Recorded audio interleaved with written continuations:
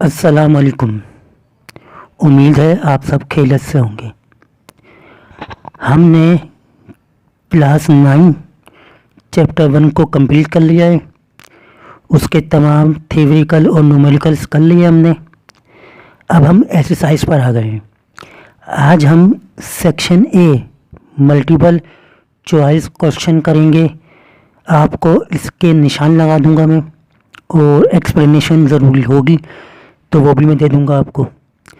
तो हम इसके एमसीक्यू सॉल्व करते हैं। सबसे पहला एमसीक्यू है हमारे पास कि the branch of chemistry which deals with hydrocarbons. Hydrocarbons के बारे में बता चुके हैं हम कि हाइड्रो का मतलब होता है हाइड्रोजन और कार्बन का मतलब होता है कार्बन। ऐसे कंपाउंड जिनमें सिर्फ कार्बन और हाइड्रोजन मौजूद हो उन्हें हम हाइड्रोकार्बन्स कहते हैं। और हाइड्रोकार्बन्स का मुताला करना, स्टडी करना ऑर्गेनिक केमिस्ट्री कहलाती है। तो इसका राइट आंसर जो है वो आपके पास सी है। C is the right answer. Chemistry की वो ब्रांच जिसके अंदर आप हाइड्रोकार्बन्स और उनके डेरिवेटिव्स का मुताला करते हैं उन्हें आप कहते हैं ऑर्गेनिक केमिस्ट्री।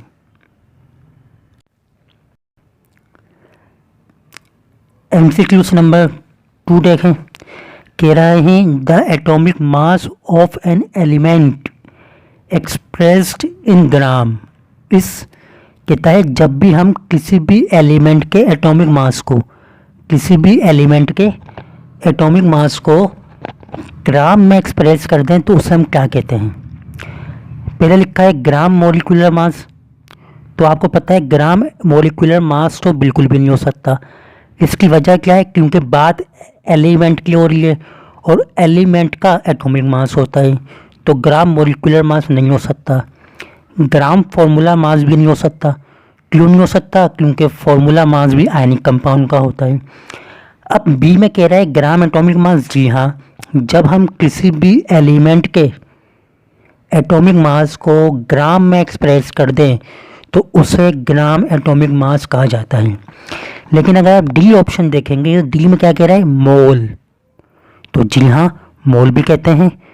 जब भी आप किसी भी एलिमेंट के एटॉमिक मास को ग्राम में एक्सप्रेस कर दें तो उसे ग्राम एटॉमिक मास कहा जाता है। और ग्राम एटॉमिक मास 1 मोल के बराबर होता है।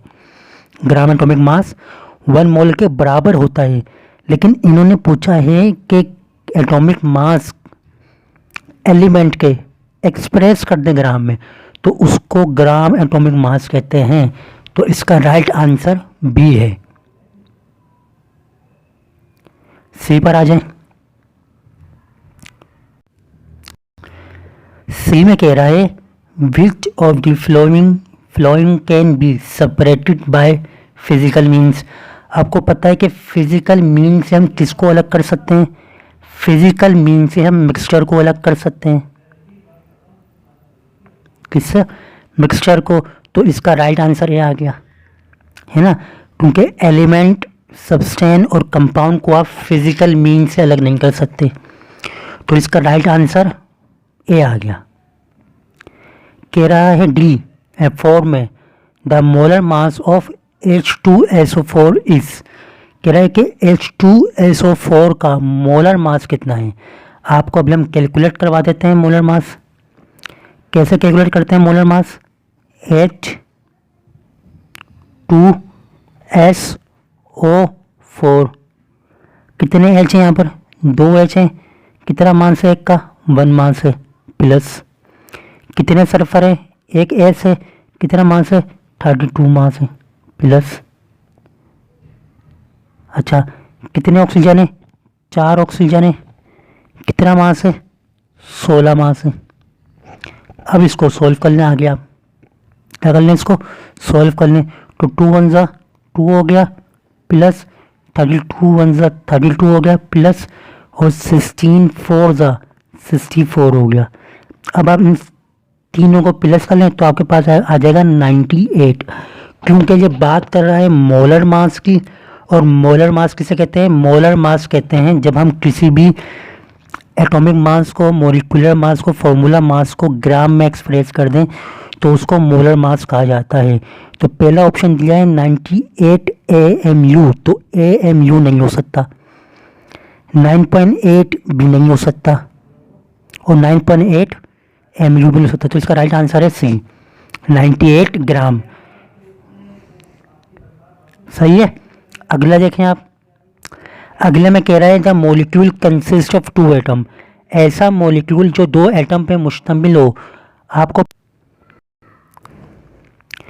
तो मॉलिक्यूल जो 2 एटम पे मुश्तमिल हो, आपको पता है 2 कहते हैं डाई को, 2 एटम डाई एटॉमिक, और बात हो रही है मॉलिक्यूल की, तो डाई एटॉमिक मॉलिक्यूल। तो इसका राइट आंसर है D, D is a diatomic molecule, वो मॉलिक्यूल जो 2 एटम पे मुश्तमिल होता है। कह रहा है 6 में आ formula that indicates actual numbers and types of atom in a molecule। इसको आपको बताया था मैंने लेक्चर के दौरान कि जो फॉर्मूला आपको एक्चुअल नंबर ऑफ एटम और टाइप्स ऑफ एटम बता दे उसे हम कहते हैं मॉलिक्यूलर फार्मूला, और जो ना बताए उसे कहते हैं हम एम्पिरिकल फार्मूला। मास की तो बात ही नहीं हो रही। केमिकल फार्मूला, मॉलिक्यूलर फार्मूला भी केमिकल फार्मूला है, एम्पिरिकल फार्मूला भी केमिकल फार्मूला है। तो केमिकल फार्मूले दोनों ही हैं, लेकिन केमिकल फार्मूले के अंदर ये मॉलिक्यूलर फार्मूला है, क्योंकि एक्चुअल बता रहे हैं। अच्छा, फिर कह रहा है कि बताएं ethyl alcohol was prepared by, बताया था आपको मैंने अर्राजी। इसका राइट आंसर है बी, अर्राजी ने इथाइल अल्कोहल को तैयार किया था फर्मेंटेशन प्रोसेस से, बताया था मैंने आपको। अच्छा, फिर क्वेश्चन नंबर MCQ नंबर 8 देखें, which of the following is not a homo atomic. आपने करना क्या है, आपने करना ये यहाँ पर जो लिखा है ना होमो एटॉमिक, तो होमो में नोट को आप काट दें। अब पढ़ेंगे आप इसको। कह रहे which of the following is a homo atomic, इनमें से होमो एटॉमिक कौन सा है। तो आपको पता है होमो मतलब सेम, एटॉमिक मतलब एटम, सेम एटम। तो ऐसा मॉलिक्यूल जिसमें सेम एटम हो उसे कहते हैं होमो एटॉमिक। तो कौन सा है वो हाइड्रोजन है H2। इसमें भी 2 एटम है, इसमें भी 2 एटम है, इसमें भी 2 एटम है ना, सारे पोली हैं सिवाय हमारे पास हाइड्रोजन के।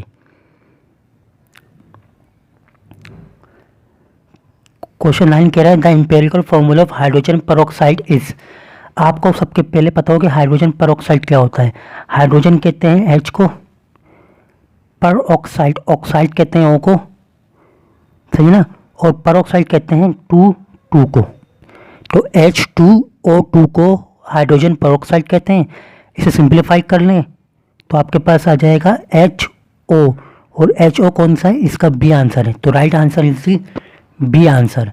मोलिकुलर फार्मूला पूछता तो आपके पास ए आता, एम्पिरिकल फार्मूला पूछ रहा है तो आपका आंसर क्या है, बी आया है, HO, OH नहीं HO।